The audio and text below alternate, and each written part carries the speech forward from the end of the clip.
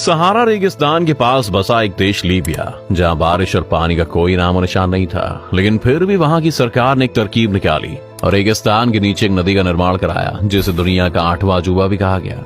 Libya एक ऐसा देश है जहां का 90% हिस्सा रेत से ढका हुआ है, और इस देश में कुछ जगह तो ऐसी भी हैं जहां करीब 10 सालों से बारिश की एक बूंद तक नहीं पड़ी है। इस देश को सैटेलाइट से भी देखा जाए तो यहाँ पर हरियाली का नामो निशान नहीं है। यहाँ पानी का कोई सोर्स है ही नहीं, और यहाँ तक कि साफ पानी के लिए एक भी नदी नहीं है।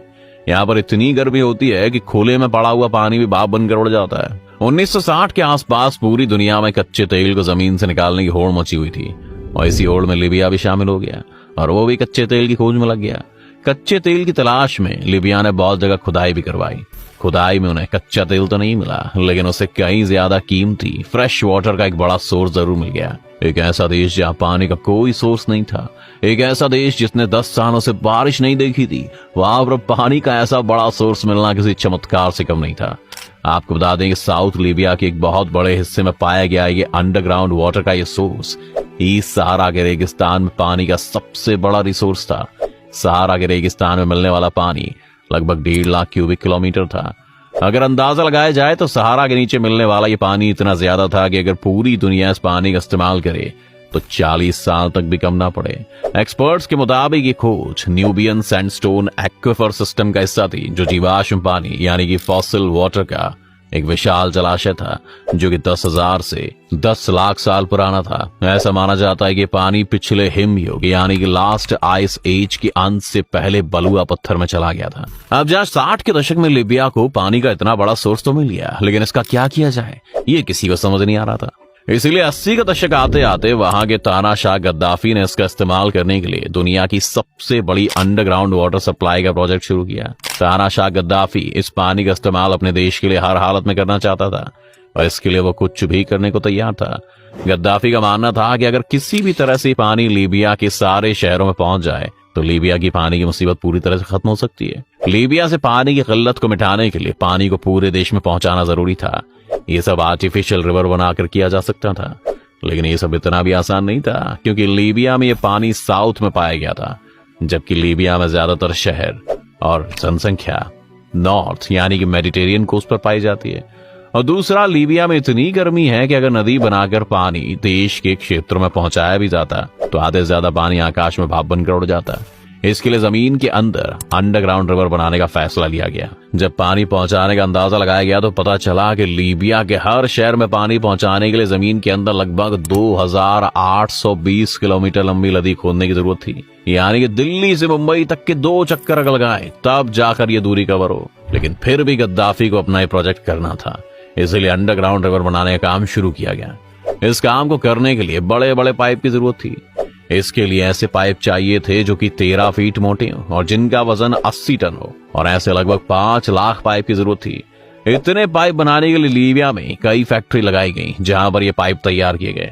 ये पाइप कंक्रीट और स्टील से तैयार किए गए थे, और एक एक पाइप में 8 किलोमीटर लंबी स्टील की वायर डाली गई थी।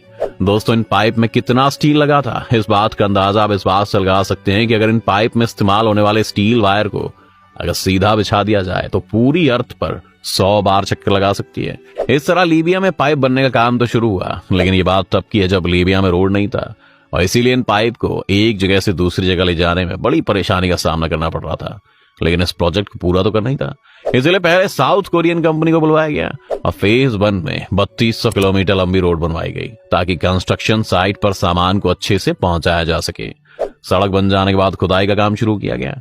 आपको बता दें कि पाइप को जमीन के 20 फीट अंदर तक जाना था। दोस्तों, आपको जानकर हैरानी होगी कि इस पूरे प्रोजेक्ट में करीब 3 अरब क्यूबिक फीट रेत और पत्थर खोदे गए थे। इतना काम पूरा होने में लगभग $5 अरब खर्च किए गए, और इस प्रोजेक्ट का फेज 1 था।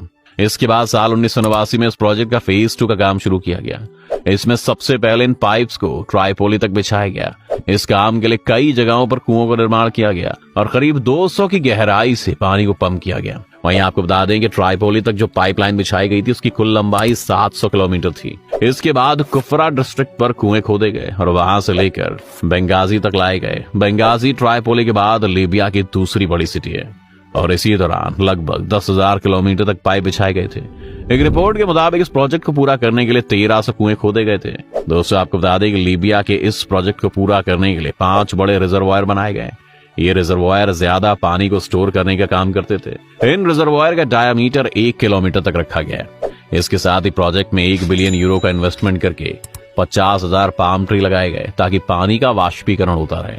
ये प्रोजेक्ट दुनिया का सबसे बड़ा मैन मेड रिवर के साथ साथ दुनिया का सबसे बड़ा इरिगेशन सेंटर भी माना जाता है। इस प्रोजेक्ट की वजह से न सिर्फ लगभग 6.7 मिलियन लोगों को पीने का पानी मिल पाता है, बल्कि इस पानी का 70% हिस्सा इरिगेशन और इंडस्ट्रियल एरिया में भी काम आता है। इस बड़े प्रोजेक्ट की वजह से लीबिया के नॉर्थ और वेस्ट में ग्रीनलैंड में भी काफी बढ़ोतरी हुई। वहीं बात करें इस प्रोजेक्ट के खर्चे की, तो इस पूरे प्रोजेक्ट में लगभग $25 बिलियन का खर्चा आया। ऐसा कहा जाता है कि लीबिया ने इस प्रोजेक्ट को बिना किसी की मदद के पूरा किया था। यहाँ तक कि उसने वर्ल्ड बैंक से कोई लोन तक नहीं लिया। लेकिन प्रोजेक्ट में लगे सभी टेक्नीशियन और इंजीनियर की ट्रेनिंग को लेकर 1990 में यूनेस्को ने लीबिया की मदद जरूर की थी। सभी इंजीनियर्स और टेक्नीशियंस को इस प्रोजेक्ट के लिए हाई क्लास ट्रेनिंग दी गई थी। दोस्तों, अगर हम कहें कि इस मैन मेड रिवर के बनने से लीबिया के एग्रीकल्चर और वहां के लोगों को नया जीवन मिला, तो यह गलत नहीं होगा।